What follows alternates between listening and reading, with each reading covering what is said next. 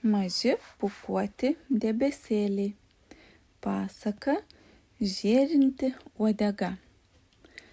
Giliai miške, kur upeliai garsiai šniokšdami dainuoja savo dainas, o seni medžiai šnabžda amžių paslaptis, gyveno ypatinga lapė vardu Lūsė. Ji buvo ne tokia kaip visos kitos lapės. Jos uodega švietė tarsi žvaigždė nakties danguje, o kailis buvo toks purus ir pūstas, kad atrodė lyg iš debesų sutvertas. Kiti miško žvėreliai žiūrėjo į ją su nuostaba ir baime. Niekas nežinojo, kodėl ji tokia kitokia. Vieną dieną mažasis kiškutis Benius, kuris buvo drąsesnis už kitus miško žvėris, paklausė Lūsės: "Kodėl tavo uodega šviečia?" Lūsė nuleido galvą ir tyliai papasakojo savo paslaptį. "Kai buvau maža, miške radau seną žibintą. Jis buvo toks gražus, kad nusprendžiau jį paglostyti su savo uodega. Bet vos tik paliečiau jį, iš jo išsprogo aukso dulkės ir nusėdo man ant kailio. Nuo tada mano uodega šviečia, o kailis tapo toks purus." Miško gyventojai tik sušnibždėjo tarpusavyje, jie dar labiau išsigando. Kas jei ji yra užkerėta?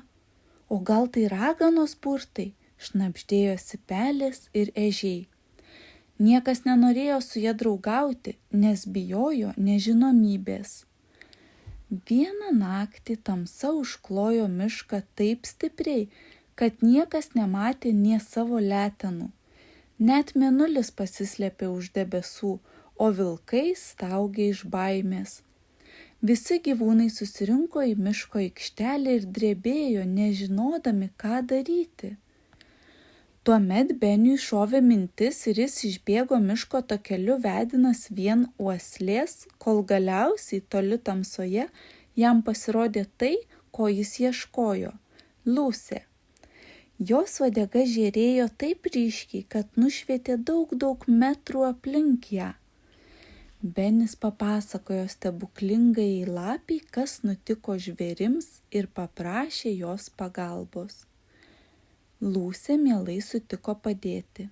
Vos tik jai įžengus į miško aikštelę, kurioje glaudėsi išsigandę žvėrys, visi tuojau pat vėl galėjo matyti. Paukščiai rado savo lizdus, stirnos galėjo parbėgti pas vaikus, o mažasis voveriukas dabar matė akmenis skirtus pereiti per upelį ir sugrįžti pas mamą į drevę. Visi tuomet suprato, jei ne Lūsė, jie būtų likę miegoti tamsoje ir baimėje. Galbūt jos uodega nėra prakeiksmas, gal tai dovana, sušnabždėjo sena pelė. Praėjo kelios savaitės ir staiga įvyko nelaimė. Žaibas trenkė į sausą medį ir kilo gaisras.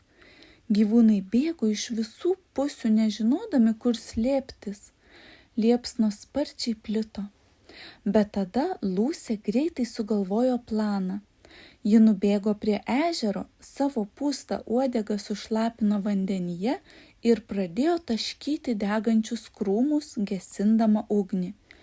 Vienas po kito gyvūnai pradėjo jai padėti. Ežiai rideno drėgnus lapus, elniai ragais prisirinkę senų spyglių ir lapų merkė juos ežeran ir metė į liepsnas, o paukščiai snapeliuose nešė lašus iš upelio. Kai gaisras buvo numalšintas, miškas atsiduso iš palengvėjimo.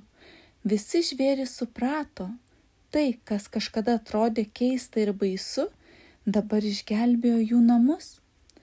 Nuo tos dienos niekas nebebijojo Lūsės. Dabar visi suprato, kad svarbiausia ne tai, kaip tu atrodai, o tai, kas slypi tavo širdyje. Lūsė, kuri kažkada buvo vieniša, tapo miško didvyrė. O jo švytinti uodega? Ji tapo vilties ženklu. Kai kam nors būdavo liūdna ar baisu, Jie visada galėdavo surasti Lūsę, nes jos šviesa rodė kelią į gerumą.